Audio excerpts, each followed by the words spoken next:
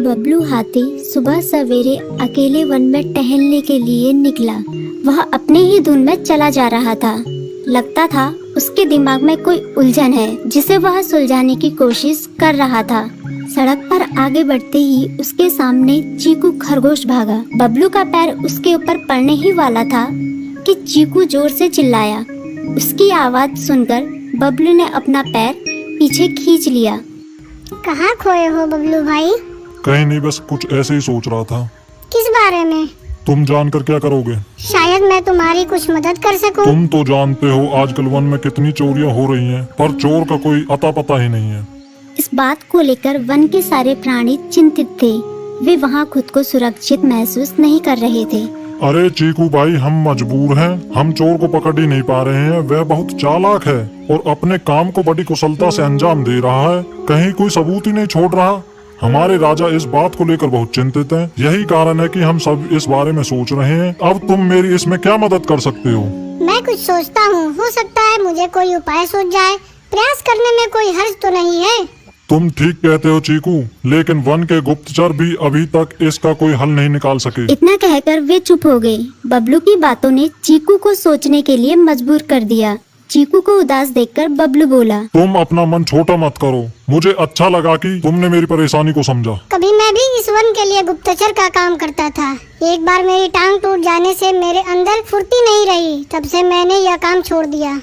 चीकू, तुम चाहो तो यह काम दोबारा कर सकते हो। वन के प्राणी ज्यादातर दिन में भोजन की तलाश करते हैं, वे रात को आराम करते हैं। तुम दिन रात दोनों में ही भोजन की तलाश में निकल सकते हो सकता है रात को तुम्हें कुछ ऐसी बातों का पता चल जाए जो हमारे काम की हो। हाँ बबलू, तुम ठीक कहते हो। मैं आज रात को वन में घूमकर इस बात का पता करने की कोशिश करता हूँ। थोड़ी देर बातें करके चीकू अपने बिल की ओर बढ़ गया और बबलू अपने रास्ते चला गया। चीकू के दिमाग में अभी तक बबलू की कई बातें घूम रही थी। उसे समझ नहीं आ रहा था वह बबलू की मदद कैसे करे। दिन भर वह उसी उधेड़-बुन में लगा रहा। शाम होते ही चीकू कुछ सोचने लगा और वह चुपचाप बिल से बाहर निकल आया। चीकू की पत्नी ने देखा तो बोली, इस समय कहाँ जा रहे हो? बाहर खतरा है। खतरा तो सुबह भी रहता है, लेकिन खतरों से डरकर हम भूखे तो नहीं मर सकते। मैं बाहर घूम कर आता हूँ। इतना कहकर चीकू रात को बिल से बाहर निकल आया। कुछ दूर जाकर उसकी नजर बंकू उल्लू पर पड़ी, जो कुछ ही दूरी पर था।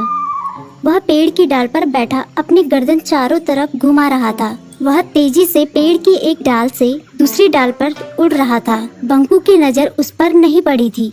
कुछ सोचकर चीकू पेड़ के पीछे से बाहर निकलकर थोड़ी खुली जगह पर आ गया और वहां से बंकू उल्लू को देखने लगा।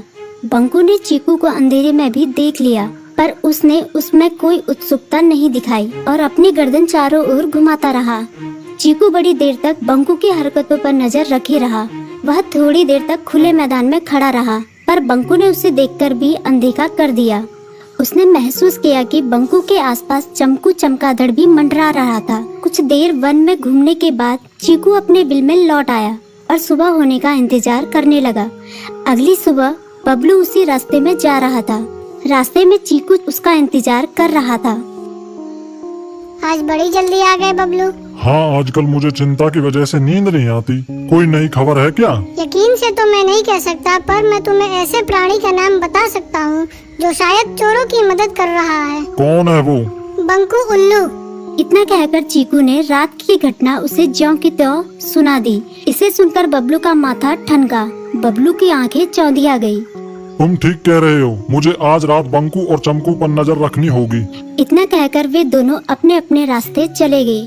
बबलू रात को अपने साथियों के साथ बंकू पर नजर गड़ाए रहा। उसकी संदिग्ध गतिविधियों को देखकर बबलू ने उसे उसके साथियों चंकी और संकी लोमड़ के साथ पकड़ लिया। बबलू ने सख्ती से पूछताछ करनी शुरू कर दी। तुम इस समय बंकू चमकू के साथ क्या कर रहे हो? हम चारों दोस्त हैं, इसलिए साथ बैठकर बातें कर रहे हैं। चमगादड़ और उल्लू की दोस्ती तो समझ में आती है, पर लोमड़ के साथ दोस्ती कैसे हो सकती है? सख्ती से पूछने पर दोनों ने अपना जुर्म कबूल कर लिया और सभी चोरियों के बारे में बताया जो उन्होंने कुछ दिन पहले वन में की थी। बबलू ने उनके चोरी का सारा सामान भी बरामद कर लिया। बंकू और चमकू को अभी तक समझ में नहीं आ रहा था कि वो इतनी आसानी से कैसे पकड़ में आ गई।